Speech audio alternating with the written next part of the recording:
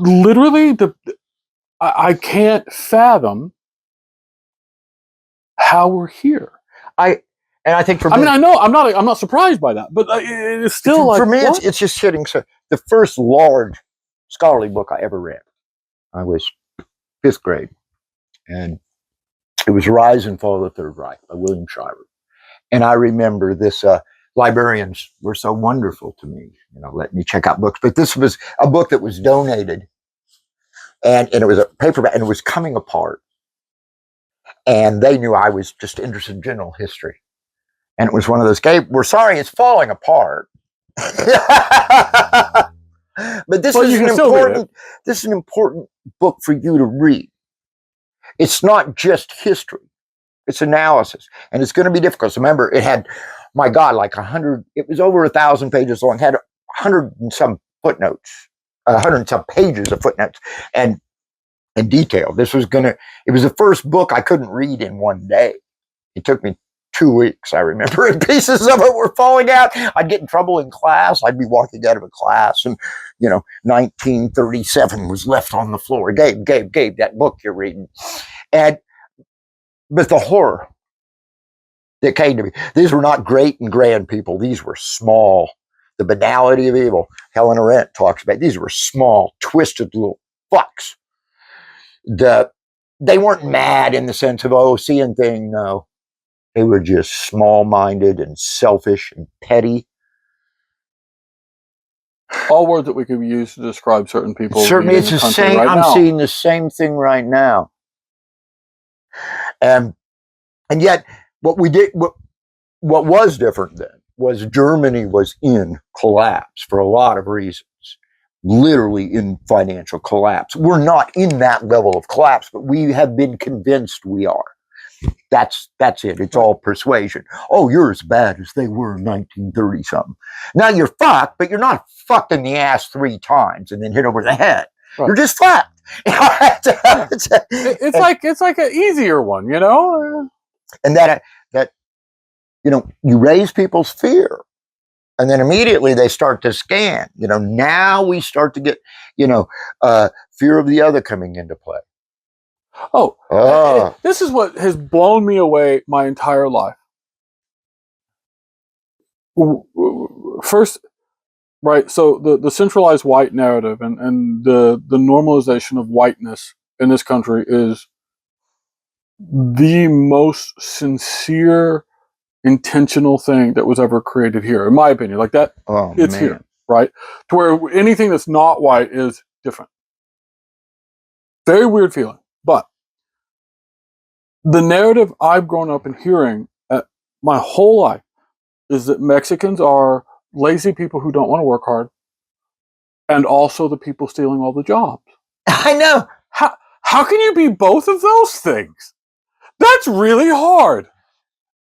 Because what you're saying on the other side of that is, if you could lose your job to someone who won't do it, how valuable were you? In the first place. What the hell? It doesn't make sense. It does. It baffles me. Let's get double bind theory. I keep thinking about this. Why am I not fully insane, according to Bateson? When we see those kind of fundamental contradictions, and we're told there's not a contradiction, it's in your mind. Right. And what Bateson says, that last step is you internalize it. And the next thing you know, you're schizophrenic. Or the next thing you are is an anxious person who's struggling. How many LGBTQI plus queer folk live with this anxiety of, God. I'm evil for existing, yet I don't know how to exist and not be me, and not be attracted to who I'm attracted to, and not want to love who I want to love. This creates that internal struggle that will forever tether that person. They'll never feel that they're under solid ground or on solid ground. They'll never feel safe. And so a friend of mine recently, this is another realization I had. she asked me to be the wedding officiant of her marriage, which I always am very honored to be asked that. And as someone who you and I have talked, I almost became a priest at one point, or considered it, and decided against it, which was a good decision. I stand by that decision. So I was like, absolutely, I would be honored to do it. So I started thinking, what am I going to say? I've got 2 years to write this, so like, what am I going to say? And I started thinking, well, what do I think love is? Right? What is love? And I said, if I boil it down to the essence, for me, I would have to define it as this: love is me building a space for someone else in me that I will never sacrifice. That is theirs. They own it every day, all day. It can't be taken. And then my responsibility in being loved is to deserve that space in someone else. Wow, I like that. That's all it is, right? Like that's at its core, that's as best that I can make it. So what are we doing as a society when we say gay people are wrong? We're removing their space. And when you go back to see what early childhood, object permanence is one of the greatest accomplishments a young little brain comes to know that, like, oh, I don't have to be in this room to know these books are here. I can trust it. Mom and dad love me. I can trust that. Oh, wait, I'm gay. They don't. It's a violation of something we started learning at 5 that became a core value. Well, learned it a little bit earlier than 5. What is that? We'd probably be like 2, 3 when we start learning object permanence. And then this is insane to me, that we would live in a world where that's okay to, it goes back to love, space. 3 guys that I knew in my high school class, I knew from going back to first grade, were gay. Later on, I would know for sure that they were gay, but I kind of tried to protect them even though they didn't know it. Over all those years, they were good guys, and they were devout Catholics. They all, 2 of the 3 I know, seriously considered the priesthood. And not just to hide their gayness, or to molest little boys. That wasn't it. It was to give a life of service, a sense that they would never be able to consummate who they were. So they would just suffer with the heterosexual priest, kind of that sort of thing, right? But none of them became priests. And reading, my high school sends out a thing. My dad bought me a lifetime membership to the alumni team. And so I get to know when people die. And all 3 of them are dead. Now, I only had a class of 69. I know there were some more gay folk in there. But as I read about their lives, what did they do? They tried to be the good uncle. It was a very good uncle. Very good. Did help them. And my heart just fucking broke. Because it was denied them.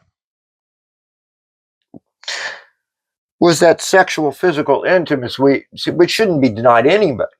And I wondered, to what extent did that lead to that? They died in their 50s. Exactly.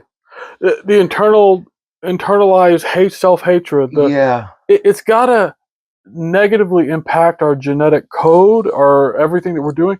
We know that bullying can damage someone's brain. It can damage the way their brain looks and works. So I think it's such a destructive force to not just say, I love you, you have space. Yeah. I'm safe. Like, I don't agree with everything you do, and I'm not supposed to. But I love you enough to give you space. Why is it we can deal with someone who's committed the worst, a murder? And we seem more comfortable with that, which is a horror. And yet someone whose sexual orientation goes against our sense of normal is somehow worse. Yeah. Oh.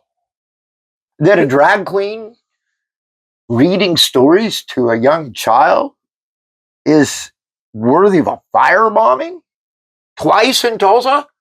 And yet a man who rapes a woman has visitation rights of a child. Yeah, I'm like, what? Explain this to me. I would feel a lot safer with my children around a drag queen reading to them than a whole lot of other people. God. Whole lot of other people. And this is what you and I have always talked about. I've written about this in several different ways, poetry and everything else. So if you take the center of the paper, this is the normal place that everybody, all the good stuff gets to happen on. And that's owned by essentially the white male straight narrative. And everyone else is left to the margins. Well, here's the thing. What happens is what's in the middle becomes very mediocre because it already had that space. The space was given to it already. The things on the margins are so worried about being on the page at all, they become better people. And this is so. That's why I say that is so many. And that, again, we're speaking in general, but I'll stand on it. The people who feel like they don't belong work so much harder to be there. That's true. And those are the people I always resonate with. Me too. Though that's my camp. I see hope. They give me hope. Me too. And you have these, and I know you have. We've shared the same students. Like we know the same people who, neurotic. They're on anti-anxiety medications as many as they can be. It's almost like on a drip that's just coming in nonstop because of all of the things that they've internalized, because of all of the hateful monsters that they have to be raised by. Exactly. And they give me hope because they're so much better. The more I find out about what they've been through, the more I'm like, honest. And you're not running around actively hallucinating. You haven't killed anyone? But I'm on antidepressants. You're not drinking 9 quarts of whiskey a day? No. I'm stunned. And you're living this and no one knows that pain that you're carrying. No one knows what's happened to you. Right. But we're going to treat you based on what we call normal, which doesn't apply to you because it never was given to you. They're going to tell you, well, you've never been tested. Oh, that's a great one. Yeah. Me and the others were always never been tested, really. You know, back in my wild youth, never been tested, huh? Let me test you and let's see how you come out. And I would do it. And people did not like that because, that got scary. It turns out. Yeah. Well, and I see the same thing with what we were talking about earlier. Just if someone's just great, if someone can handle 5 jobs at once, other people be like, well, I don't want to handle 5 jobs at once. Nobody can do that. You need to. Who are you to say what someone's capable of? Why don't you watch? See what they do. And allow them to be great. Step off of their neck a little bit so they breathe. Give them space to say, I've got your back. Not going to be amazing. You know, mistake I made early on teaching. Made many more mistakes than most. Which is a beautiful thing. New mistakes, but that's how we learn. So I was just needed money, so I was teaching business communication in a business department. Fucking, it was horrible. But I was trying to fit with them as best I could. It didn't work very well. But I had a student, and right away she was a mess in some way. She was not dressed like the business students. The other business students didn't interact with her. She was older. She was always late to class. Her papers were not that good. Boy, we weren't supposed to give him. All right, you're supposed to be mean as hell. You're teaching him to be goddamn capitalist. Get to work. Shit. And so I didn't give her an inch. Didn't give anybody. Always sticking to it. And she never really complained. She let me know, please help me, but I didn't know she's a single mom with 7 kids. I didn't know she's working 3 jobs. The fact that she shows up to class at all. And that she was coming at all. Fucking amazing. And that she took my lecture on responsibility. And here's what happened. I didn't find this out until she, not getting enough sleep, wrecked her car, died, and killed 3 of those kids. It all came out. And that was right after I'd given her D. And I thought, Gabe, what the fuck is wrong with you? Now, you can tell this to the business person. They'll go, good, you should have flunked her. She probably deserved to die anyway, we're honest. It wasn't good business. She's mom. She's trying as hard as she could. 7 fucking kids. 3 full-time jobs, driving an old beat-up fucking station wagon. Boy, I didn't let myself off. Like, no excuses on that one, Gabe. You felt it. You sensed it. You knew if you were teaching an English class, you would have tested a little bit more. But no, I had to be the business person. Well, and you talked about exactly what they said. They're going to avoid the dissonance that you're feeling that's going to change you to become who you are by saying, oh, well, she wasn't good at business. She deserved that. She probably deserved a death too. Probably deserved worse than that. This is a way they can distance themselves from it. And this is the way they also teach from those Ivy Tower lecterns where they can just sit and not be the same as everybody. This is why the only school, the only building that I'm aware of on campus, they have separate bathrooms for faculty and students. Yeah. It's the only one. Isn't that interesting? It's weird.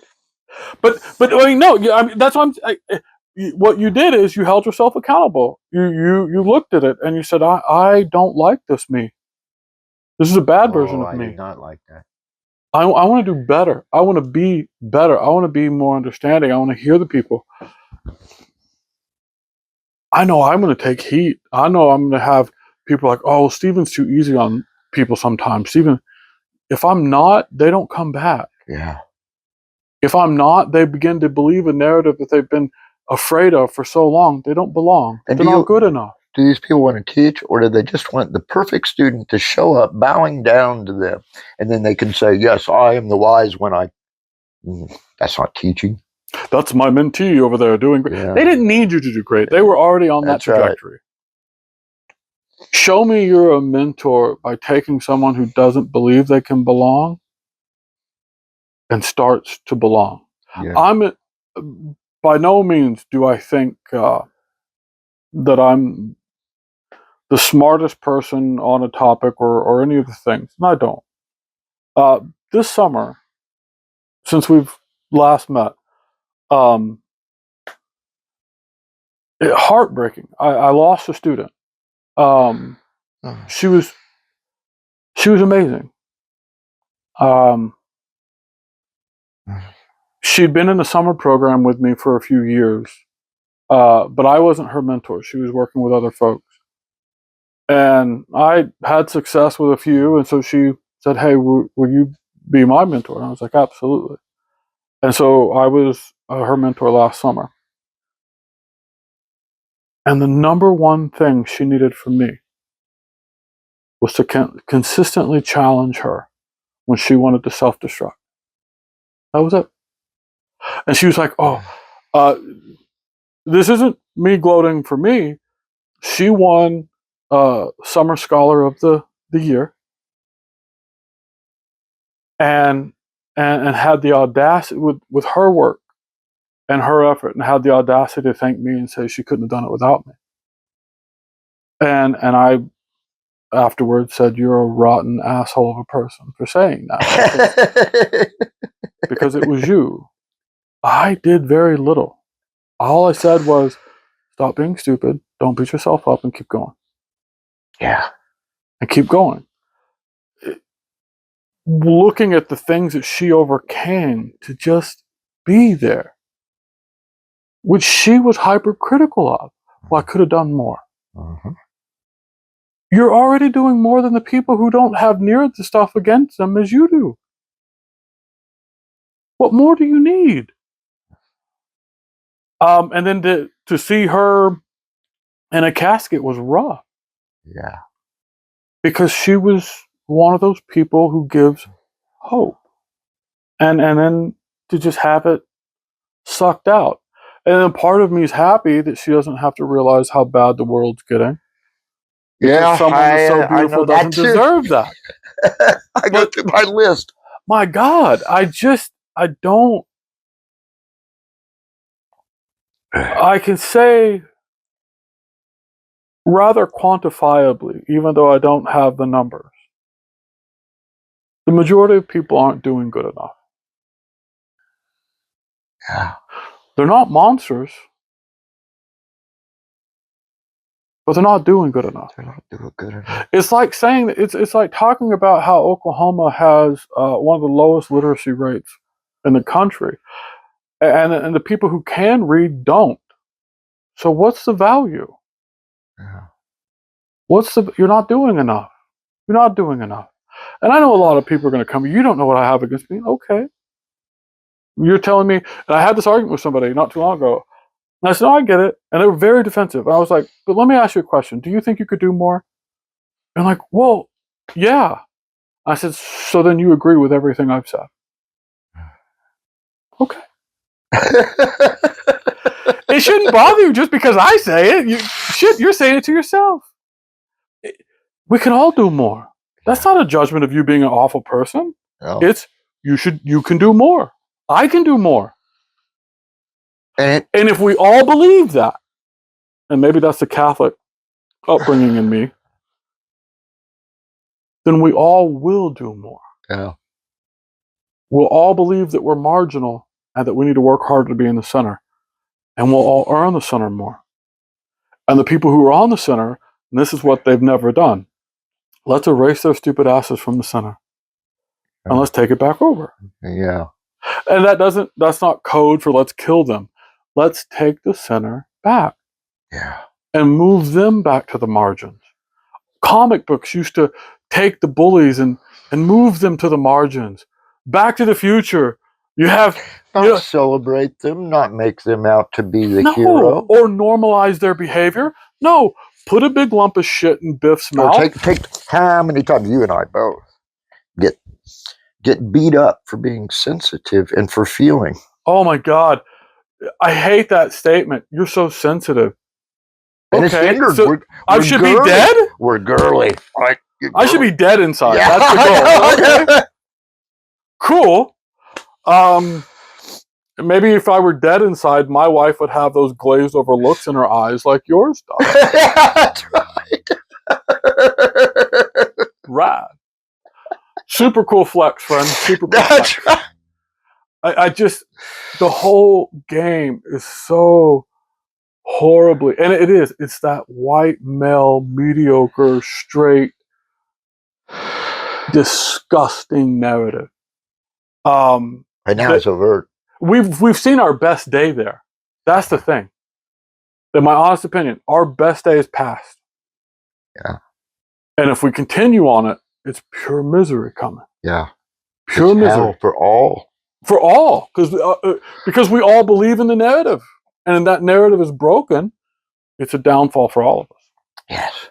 Over and over again. And it's always about the stories we write. And that's one of the things I say. Emily Hasfani Smith has, man, when I saw her speak, I got to see her. I met her in Chickasha. Story building. Yeah. It's all that matters. And then we have we have defensive arguments like, oh, it's just semantics. Yeah. As if words don't matter. Yeah. Sticks and stones will break my bones, but words will dissolve my very fucking essence. Right. And if they don't believe that, then fuck them. Then let me. I am not nice. I've tried to be kind. But what you don't want to do is have me go after you with words. I can really hurt someone and hurt them bad, and it will last the rest of their fucking life. How do I know this? Because I've done it. Not for a long time, because I realized what it did.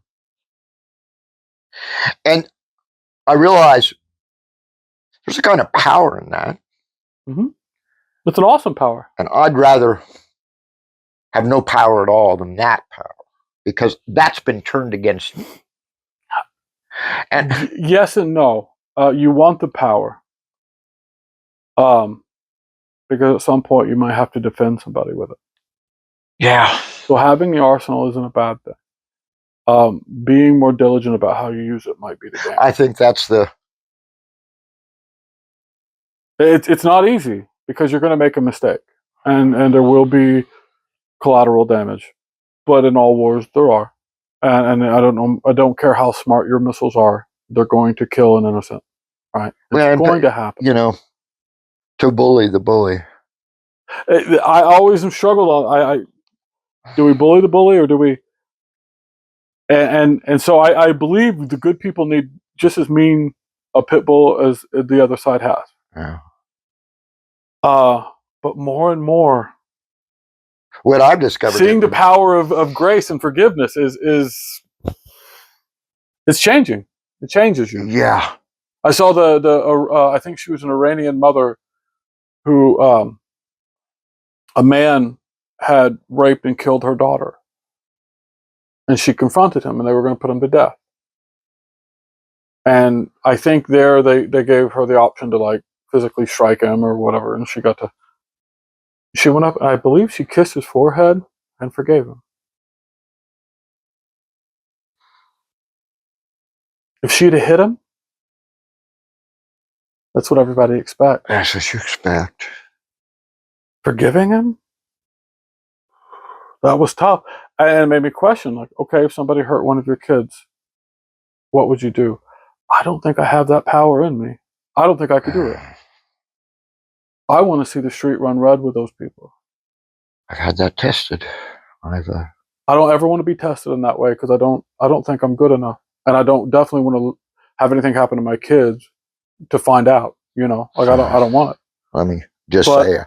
But that was moving and powerful. But then again, you know, to put that expectation on someone who's lost someone is unbearable. I can't do it. That someone can do that. Because I'm with you. I go savage. I've done it. As savage as I could. But that, to take that next step, I've seen people do it. It's amazing. It makes me want to create a God so I can thank him for having something to do with this. That seems divine. I think that's the right word for it. Seeing her do that was sitting into a moment of divinity. To ask someone to do that, you know, fuck you. Horrible. No, that's terrible. But to see that done against all odds, against everything, against what you know you would do or think you would do, that's divine. That's more. That's the shit the psychologists need to study and won't. It's just like a psychologist can really like you.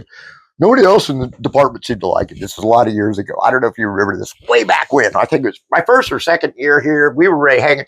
But it was with OPS. He was a cognitive psychologist who was studying exceptional people. Do you remember this guy? I don't remember you there, or we would have hung out at the...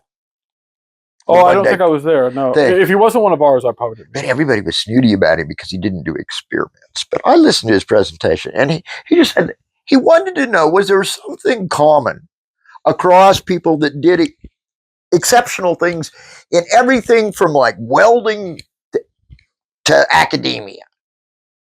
And the first thing you realize, you can't use an experiment. Even experiments, that's thrown out. And then you're studying exceptional. What do you do? So he described this process. He wasn't trained in this, right? Where he realized that what he could do is get their stories. He did that, and he felt like a shade by it. I was like, oh, this is good. Our faculty did. As soon as they heard him, they're all ignoring it. The students like it. Oh, I listened real closely to it. Because it was kind of self-discovery. It was a first-person narrative of his own discovery.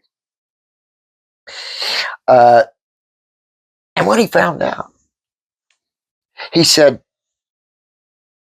that people that accomplish things tended to be humble, truly humble.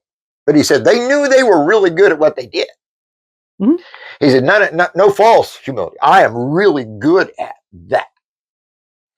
And when he started to tease it out, he said, the one thing he found common, and he said, and it was also common, none of them wanted to say it, but that all very early on felt that they had a special mission. They didn't know what it was. A calling. But a calling. That if they could find it and work at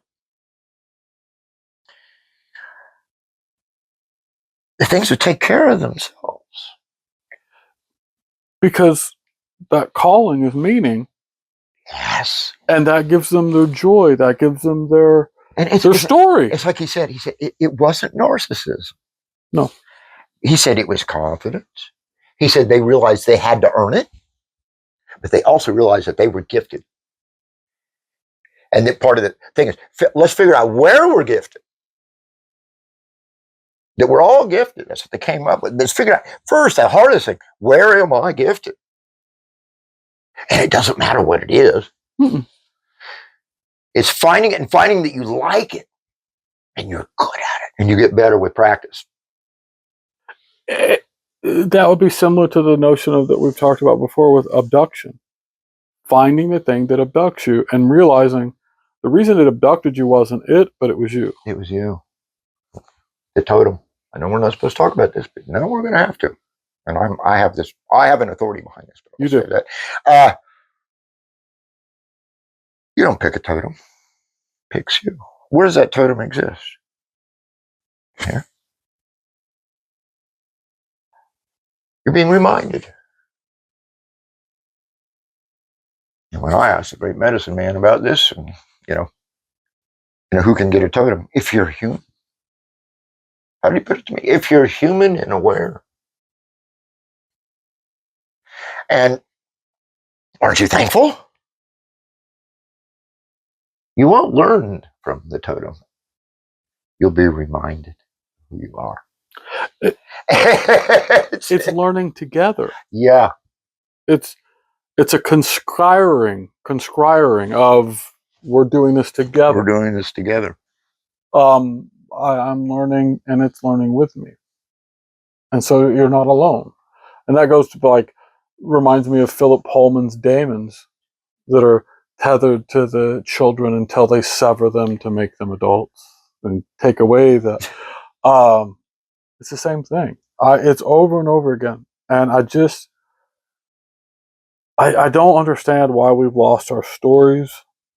All of the old wisdom traditions that were story narrative based seem to be gone or on the verge of going.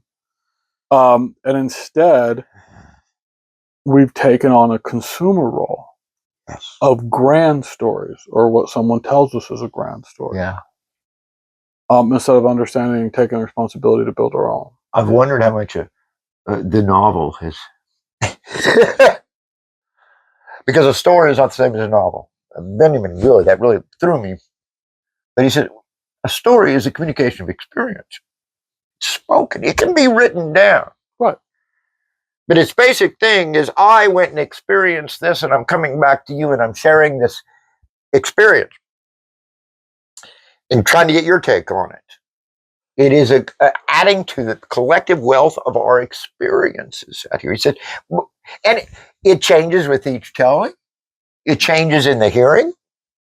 It's adding to the experience of the person. Where he says of the novel, nothing goes into or comes out of the novel. And I thought of, when I first read that, I was resistant. I like novels. Right? I think he's on to something. And I started thinking of what I think was the first really modern novel, which is a redundancy. And that's Robinson Crusoe. And how I read that as a kid, and it was so cool, but I've reread it so many times that each time it becomes a greater horror story. Mm-hmm. Because what do we have at the end? We have a man trapped in himself. A man who is given a brother, and what's he do? He metonymize him. Friday, he just names him after the day of the week. And he's freeing him so that he can be this guy's slave, all under the guise of Jesus Christ. Yeah. Freedom into the servitude. And what does he want at the end of the novel more than anything? As he's back with people, he wants to go back and be alone, ruling his solitary island with his slave. It's a horror story. I think the Jesus stuff in it just makes it that much horrifying. Well, I mean, to me, it reminds me of Jung's. What's funny is everyone always says like Jung is the big Christian psychologist. Like, oh, he's the. But Jung was adamantly opposed to several tenets in Christianity. Yes. And he said it taught you the wrong thing because it taught you to look outside of yourself for answers. Right? And in his alchemy writing, the answer's in you. It's all in you. That was.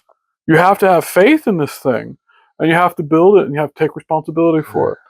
But again, that tied and connected him to Eastern wisdom traditions and everything else, because in Buddhism they tell you the same thing. It's no, it's you. It's you. It's you. And you get abducted by the things that you put time into, which goes back to the Native American two dogs in you, which one do you feed is the one who wins, right? It's the same thing.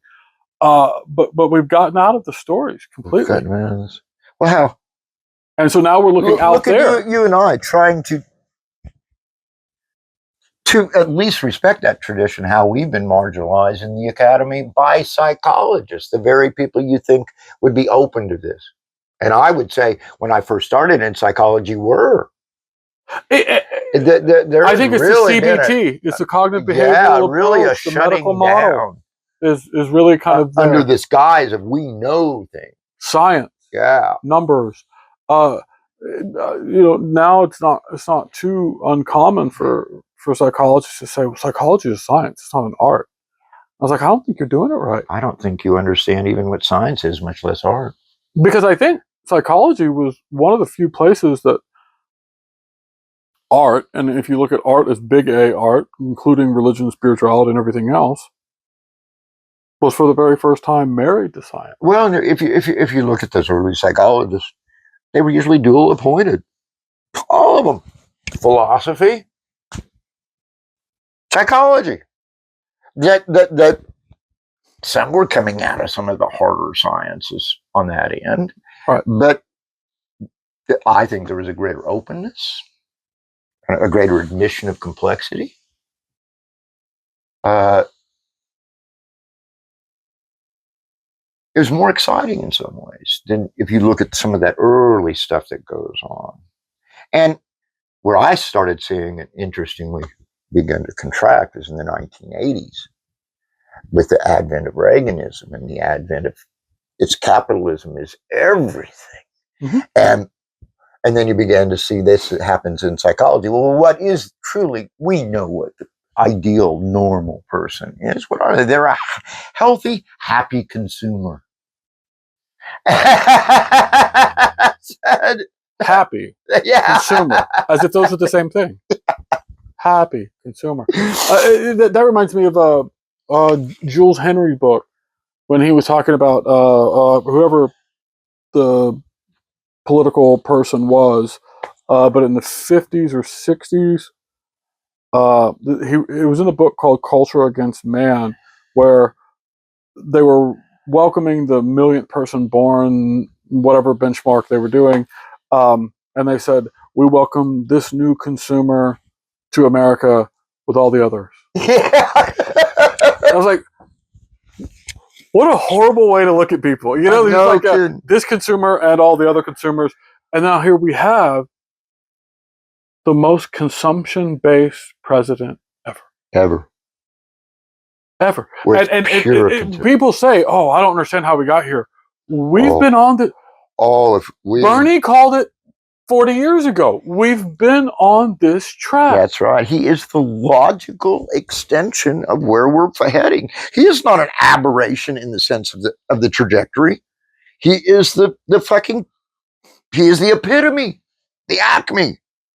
That doesn't mean it's right. No! It just means that's the road we've been on. That's the road we've been on. Because we've stopped maturing at 7th and 8th grade, so our politics feel like a 7th or 8th grade student council run. You know, I've almost wondered if we're seeing an embodied argumentum ad absurdum.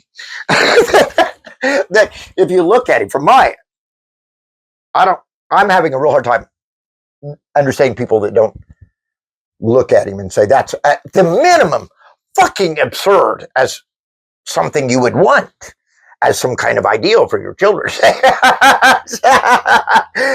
Or neighbor or anything. Like whatever you identify after that statement. And if he is the conclusion and he's absurd and it's argumentum absurdum, then we need to go all the way back. We may have a valid argument, but we need to look at those initial premises that we're treating as foundational truths.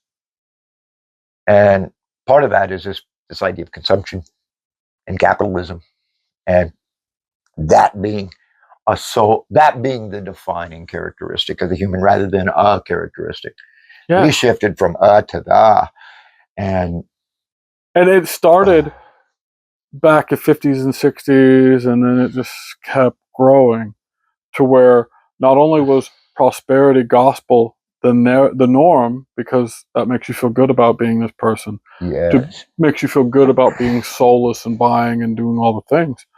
And you know, anybody who would watch this, I'm not going to say that I never participate in shopping therapy or any of those things, because you see the room we're in. Pretty safe to say. I'm not anti-material things, but at some point you have to question it, and I've done that. I've done that countless times over the years of saying, well, wait, maybe I don't want to, and maybe I want to, and I will say that, you know, a lot of people might look at these and be like, God, there's a lot of shit in that room. There's a lot of books. Largest portion of them have been bought for like $1 at a library book sale, but I'm not trying to forgive myself. There's a lot of ways. I forgive you because I forgave Walter. Yeah. Benjamin. I'm back in my library. The funny thing about Benjamin, he's always on the verge of starvation. Do it for so much. And he says it. He goes, I can either live where I can make enough money and hate living there, or I can live where I want to live and be poor. Right? This is it. And you got this. And people do give him money, a little bit here and there. He makes a little bit of money. But every time he gets a little bit of money, what's he do? He buys a Kafka manuscript. He's collecting books, and his sense of value is what he's valuing in the book. Just like the unpacking in the library. It's not just the text and stuff in there. It's that very act of packing and unpacking, the materiality, the experiences that come with it.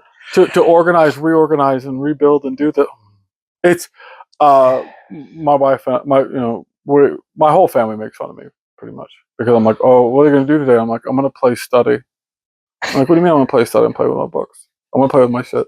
Like, it's what I do. I'm gonna take them off the shelf and reorganize them a different way. For whatever reason, I have the need to do that. And this is just, and then it's perfect to me.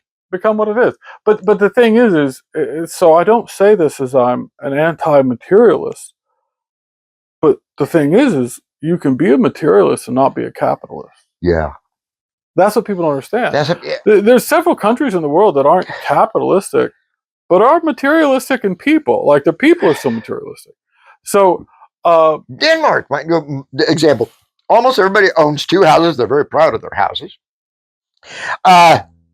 Mine would be a library and my house. They have fun on their vacations. Yeah. They have a lot of material in some ways. Now, what they don't have are a bunch of real wealthy people like we have here. Right. And they don't have the poor. But what they have is a very, very affluent, more than us, middle class. Mm-hmm. And they expect it. Now they pay like over 50% in taxes. They don't really give a shit. Why should they worry about that when they own 2 houses? Right. They're mandatory 2-month vacation. This is I just say, like, the idea that America is, and I honestly, I don't know, does this all start at McCarthy? where we began to really radicalize our narratives of saying, like, in God we trust, and now we've bought God. God's ours, and we own it. Interestingly, one of my classmates, I thought, had an interesting dissertation. He was looking at changes in composition textbooks and ended up as showing a certain ideology and showed this dramatic change during that McCarthy period, where it became far more right wing. It became far more, this is what a male is, this is what a female is. It became far more those damn commies, that this us and them thing. And it was become very radicalized. It was the pattern was holding as he was looking at. How did I know he was up to this? Because I worked for the guy that had every comic book ever, the history of it. And I was surprised to see that. But there seemed to be a closing of the American mind following World War II in some ways. Maybe that's insecurity, trying to grasp for something that you can control, and he feels like it's within your power. Because World War II did shake a lot of people to the core, and so it made you a lot of insecure folks and a lot of bad things. And so the retaliation to that would be, well, I'll control all the things. And it becomes rigid. I mean, we act as if Oklahoma has a deep history in socialistic movements. Oh my God. You studied the Haldeman Julius publishing house in southeast Kansas, and how that comes down here into Oklahoma, all those mining things in the 19th. This is a hotbed of we elected socialism. The first woman to public office, or first or second, Kate Bernard, and she was a socialist, if I'm not mistaken. Like we had a lot of socialists and suffragists who were. There's this huge history of this. Huge OU with its, I think, 7 or 9% rule, where one of their founders was a radical socialist who said, we're going to create a flagship university, top notch, but we're always going to make sure a certain percentage, around 10% of the slots, are going to be available to people that don't fit those criteria, because we know the criteria are linked up to socioeconomic status. Now, of course, Oklahoma perverted that. That's how they get their football players and basketball players in who don't meet even the minimal, even below that. That's what they did. We'll use them to suck up all of our slots for the poor people. That's what I'm saying. So we can make money off of them. Yeah, so we can make money. At least now they're moving I am so happy that I hope they ask for a lot of fucking money. Fuck you. When a coach can make $50,000 off losing a championship game, and then fuck you, coach. Fuck yourself. If I had to do it all over, I'd become a football coach for 1 year, and then I'd have a losing season. They'd buy out 5 years. You'd be the most hated coach there ever. And I'd be retired. I'll take that salary for 1 year. For sure. And I will spend at least, I'll say 17%. That's a weird number. It's prime. 70% of this ill-gotten gain that I got for losing so well, I'm going to spend on studying traumatic brain injury with the idea of outlawed football forever. No, I'm with you on that. And then the other 20% will be spent on books. Books and stupid shit that I want. That'd be fun. But I think we as a collective need to really start thinking about the narrative, what we're saying, and how we respond to Trump. Are we going to do outrage all the time, or are we going to just create a unified front, a table for adults, and we just don't include those who want to be childish? If you want to be childish, that's fine. Be childish. Bless you. We've got crayons and whatnot over there, and you go keep yourself entertained. And we're going to try to get things going again, because it's going to take that kind of collaborative effort. Because again, while the bad are 15%, how many of the 70 are kind of going to be over here because they're sucking the same teeth? So it's going to take the 15 over here and as many from the middle as can to create a space and a collected effort to change it. I'm not very hopeful. Oh, here's what I'll say. I do not believe it's likely. I will not believe in the probability. But as Cornel West says, I will forever remain in prison and hope that it might be better. That's the way it feels like to me. It does. It's sad when hope feels like a prison. It does, but it's that a student asked me this one time, what was my key? And just, I'd done something the student liked, and I didn't even know what it was. And student was talking to me as I'm walking, and I said, well, the trick, and I said, I don't pull this off very often, but I did it today, or whatever it was. I said, is to have boundless hope with absolutely no expectation. Mm-hmm. And as soon as I said that, I'm like, that actually is key. I should listen to myself occasionally. And student's like, wow, how do you pull that off? I said, it's hard. It's hard because we're connected to other people, and we want to have expectations of other people. And when other people leave us hanging, it hurts. And this is what I remind myself. There's only one person on the planet that I can have expectations of, and it is me. No one else should I ever have an expectation of. If that's true, not to be Kantian with like, here's my universal maxim, whatever. While I can't have an expectation of another person, I can't admit that I'm human enough that I'm hurt by something. Yeah, me too. And that doesn't, and I might be hurt because I had a false expectation of somebody, and maybe that's my own issue. Or it might be that, like, while it's true to not have an expectation, it'd also be true how great it would be if X happened, or if whatever happened. And because it didn't happen, that's disappointing and it hurts. But I stand by I work very hard not having an expectation of people. I don't have expectations of students. I look forward to meeting them where they are. And if I can help them get further on their journey and their effort, then that is awesome. And I will use all my skills to do so. If I can't, okay. Some aren't ready, some are whatever, And so if it's something I can't do, I can't do. I'm not a magician. It'd be cool if I was, but I wouldn't want the power. I don't want to make people things. I have a student. My mom and I've thought about this forever. Once again, this is one of these narratives we write. It all comes back to this. I'm 100%. Doan was on something to say narrative psychology actually should matter and be maybe more valuable than some other things.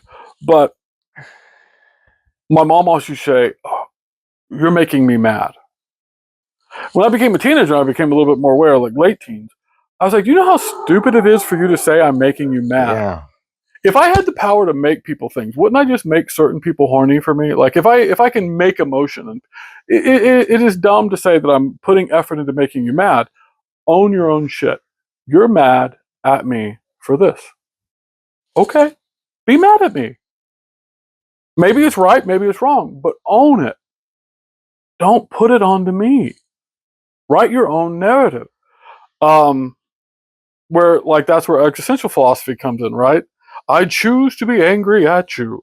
I choose to be okay with what you're doing. Like if we take it to that level, but it's right. Because that is the goal. Yeah. All right. My dog's gonna start barking. It's time. They let me know, like, hey, shut up. It's over. We got stuff to do, man. We gotta eat. But thank you all from the bottom of my heart, or the top of my heart, and both sides maybe. Worry about the story.